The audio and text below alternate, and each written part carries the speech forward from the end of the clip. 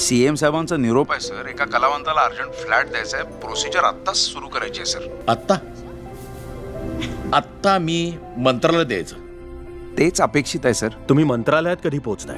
मला फक्त एवढंच वाटलं की आपल्याला इतक्या रात्री डिस्टर्ब करण्यापेक्षा मी ते पेपर्स आज रात्री घरी बघून घेतो. स्टडी देम आणि उद्या बघू आपण. उद्या बघू? What the hell? Don't you understand the seriousness of this matter? Of course I see the seriousness. मला फक्त एवढं वाटलं की इतकं उद्या त्यांना घराचा ताबा मिळाला पाहिजे. उद्या हो, सकाळी 6 वाजायच्या आत त्यांच्या हातात चाव्या पडल्या पाहिजे. Is that clear?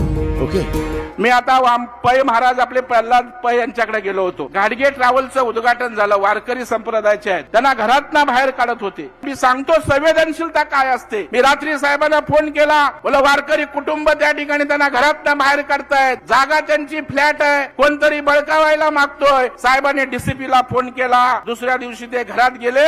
आता प्रल्हाद दादा पै आणि मी त्यांच्या ट्रॅव्हलचं ओपनिंग त्या ठिकाणी करून आलो.